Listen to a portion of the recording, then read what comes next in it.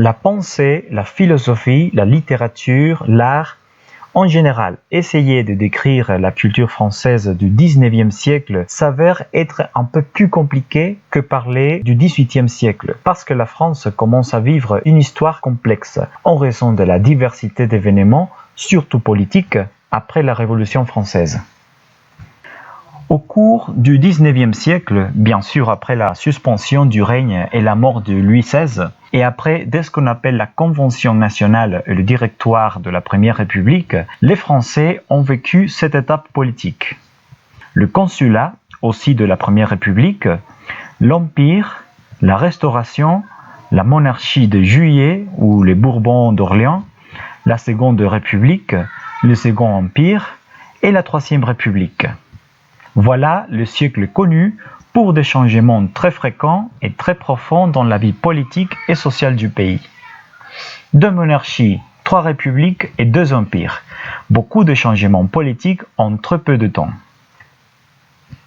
Le consulat, comme première étape du 19e siècle, constitue, comme vous voyez, la transition entre la Première République et le Premier Empire, ainsi que le chemin du général Napoléon Bonaparte vers son accession au pouvoir comme l'empereur Napoléon Ier, un empereur influencé par la pensée des Lumières et des formations militaires, ce qui lui a permis de donner à la France une administration forte et un ensemble de lois relatives aux droits civils français, connus comme les codes civils ou les codes Napoléon.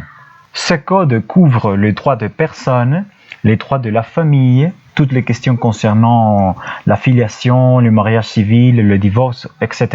Le droit des biens, le droit des obligations et des contrats, parmi d'autres.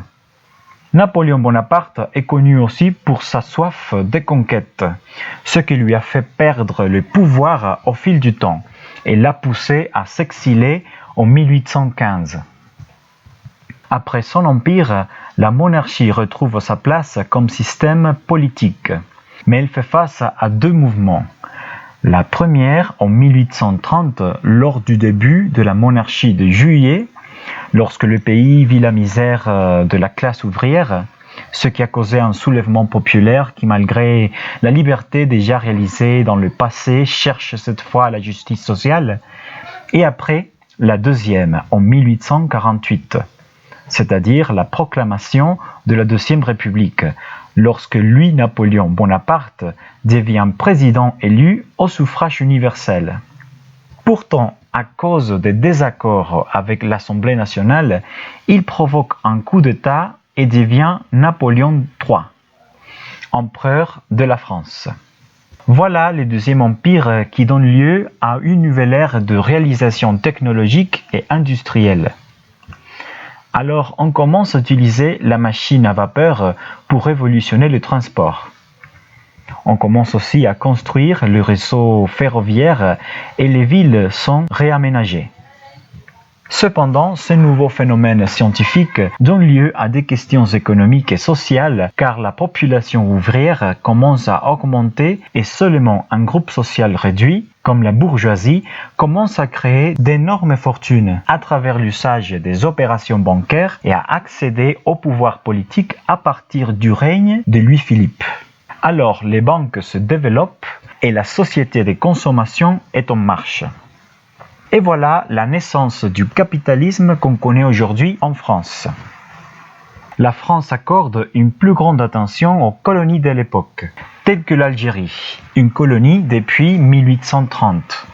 Alors, toutes ces expéditions coloniales font récupérer les goûts des Français pour l'étranger, et la France reprend sa place des grandes puissances dans le monde.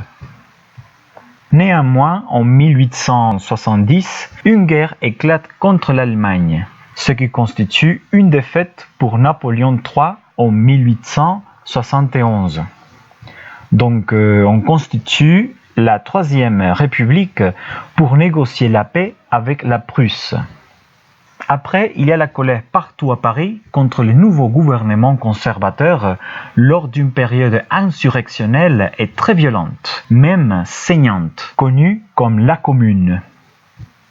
Malgré cette violence, les libertés publiques se consolident, l'éducation devient obligatoire, les droits des salariés sont améliorés, les avancées scientifiques et les progrès industriels changent les relations de la France avec le monde et on favorise les créations artistiques.